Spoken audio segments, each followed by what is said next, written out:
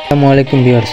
বাংলাদেশের অভ্যন্তরীণ বিষয়ে হস্তক্ষেপ করলেন ভারত, নিরাপদ থাকবে না বাংলাদেশ সরকারের একাধিক মন্ত্রী এমন ঘোষণা দিয়েছে। ফলে ভারতের সাথে বাংলাদেশ সামরিক এবং কৌশলগত সম্পর্ক তলানিতে পৌঁছাতে চলেছে। তাই এক প্রকার নিশ্চয়তা গত 17 বছর বাংলাদেশে পরিচালনা করেছে শেখ হাসিনা সরকার। তিনি ঢালাওভাবে ভারতের সমর্থন পেয়েছেন এবং কি রাজনৈতিক আশ্রয়ের জন্য ভারতে পালিয়ে গিয়েছেন। ভারত শেখ হাসিনাকে সমর্থন করার বিনিময়ে এর সকল স্বার্থ হাতিয়ে নিয়েছে। যেমন সামরিক নীতিমালা অনুযায়ী ভারতীয় সমস্ত বাংলাদেশকে এবং সিদ্ধান্ত নিলেও শেখ হাসিনা সরকার তা পরিবর্তন করে ভারতীয় সমালোচকরা করে।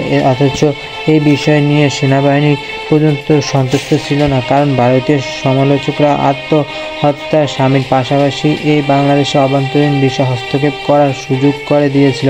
এছাড়া গোয়েন্দা নজরদারি করার জন্য সিস্টেম প্রতিস্থাপন সুযোগ দিয়েছিল। ফলে বাংলাদেশ যে কোনো তথ্য আগাম জানতে পারত ভারতীয় সামরিক বাহিনীরা। এটি কৌশলগত দিক থেকে রাষ্ট্রিক বিক্রি করার সামিল। বাংলাদেশ থেকে গত 17 বছর অনেক কিছু পেয়েছে ভারত, তার মাঝে সর্বশেষ রেল করিডোর দিয়ে শেখ হাসিনা সরকার। সুতরাং এত কিছু দেওয়ার পরও ভারত কেন শেখ হাসিনা সরকারকে সমর্থন করেছে এবং করবে না কেন বলার অপেক্ষা রাখে না। বাংলাদেশ সরকার পতন তাই ভারত সরকার কোনোভাবে মেনে নিতে পারছে না। ফলে বহুমুখী ষড়যন্ত্র শুরু করে যাইতে আছে, অবৈধ হস্তক্ষেপ করার সুযোগ পায়।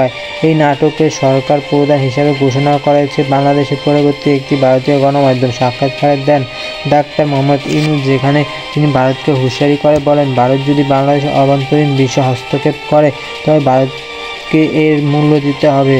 সৃষ্টি বিশ্বব্যাপী পরিচালনার পূর্বাঞ্চল 774 নিরাপত্তা থাকবে না। ভারতের পূর্বাঞ্চলের রাজ্য আসাম, মেঘালয়, ত্রিপুরা, মণিপুর, মিজোরাম এবং নাগাল্যান্ড, এই অঞ্চলগুলোর আয়তন প্রায় 3,50,000 বর্গ কিলোমিটার। প্রতিটি রাজ্য ভারত থেকে স্বাধীন হতে চেয়েছে। এর মাঝে কয়েকটি রাজ্য বাংলাদেশের সঙ্গে যুক্ত হতে আগ্রহী। বাংলাদেশের সহযোগিতা ছাড়া এই অঞ্চলে কোনোভাবে ভারত নিয়ন্ত্রণ করতে পারবে না।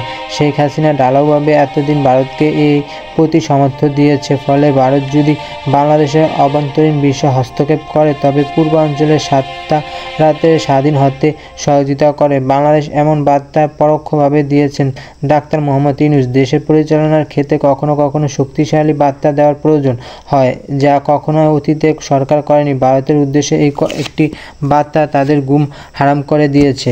ভারত এখন বর্তমান সরকারের সমর্থন দিয়েছে, একই সঙ্গে শেখ হাসিনাকে দীর্ঘদিন আশ্রয় দিতে আগ্রহী নয়। তার পরবর্তীতে বাংলাদেশে পাঠিয়ে আবারও রাজনৈতিক শক্তিশালী করার চেষ্টা করবে। তবে ভারতের এই ধরনের চেষ্টা বহুলাংশ ব্যর্থ হবে তা নিশ্চিত করে বলা যায়, কারণ বর্তমান সরকার গ্রহণযোগ্যতা আনছে অঙ্গন ব্যাপক। ফলে ভারতকে খুশি করে চলতে হবে না। শুধুমাত্র ডাক্তার মোহাম্মদ ইউনূস নয়, সরকারের একাধিক মন্ত্রী ভারতের সাথে অবৈধ চুক্তির বিরুদ্ধে।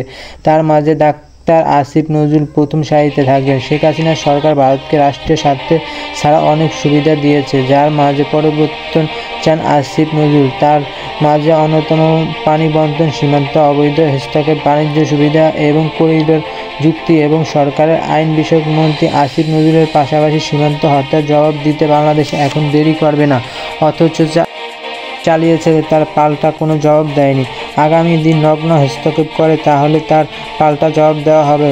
জনগণের ভোটে নির্বাচিত সরকারের সক্ষমতা কতটা তা বুঝতে পারবে ভারত। যা সম্মান ইঙ্গিত দিয়েছে ডাক্তার মোহাম্মদ ইউনূস, আগামী দিনে ভারতের সাথে সামরিক সম্পর্ক সীমিত করবে বাংলাদেশ।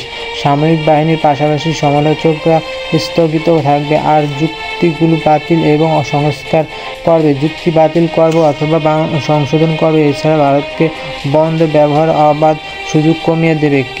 ভারতের আপত্তি থাকার পরেও তিস্তার পরিকল্পনা এগিয়ে নেবে বাংলাদেশ। অথচ সরকারের ভারতের বিস্তার পরিকল্পনা থেকে বাতিল করেছে। একই সঙ্গে এই পরিকল্পনার কাজ ভারতকে দিয়ে বাস্তবায়ন করার সিদ্ধান্ত নিয়েছিল। অথচ ভারতের একাধিক কোনো রেকর্ড নেই এই ধরনের বৃহত্তম পরিকল্পনা বাস্তবায়ন করা। তবে নতুন করে তিস্তার পরিকল্পনা ফিরবে চীন, যার কাজে অতি দ্রুত বাস্তবায়ন সম্ভাবনা রয়েছে। বাংলাদেশের নতুন সরকার প্রতিমন্ত্রী হবে না, তার পরবর্তীতেও দেশের স্বার্থ বিবেচনা করবে, কারণ পশ্চিমবঙ্গের দেশ সহযোগিতা সরকার পতন হয়নি। ফলে পশ্চিমা দেশগুলো কথা শুনতে বাংলাদেশ বাধ্য থাকবে না।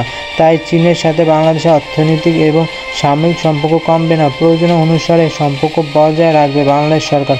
পতনে আন্তর্জাতিক অঙ্গনে কোনো দেশের ক্ষতি না হলেও অপূর্ণ ক্ষতি হয়েছে ভারত। তাই তো দেশটির প্রভাবশালী গণমাধ্যম রীতিমতো দিশেহারা। একই সাথে ব্যর্থতার দায় নিয়ে পদত্যাগের দাবি উঠেছে। অর্জিত দেওয়ালে কেন ভারতের গোয়েন্দা সংস্থা বাংলাদেশে ব্যর্থ হলো অনুসন্ধান করতে ব্যস্ত দেশটির জাতীয় নিরাপত্তা কমিটি। দীর্ঘদিন ভারত বাংলাদেশে লুটপাট চালিয়েছে, এখন তা উল্টো চিত্র দেখবে।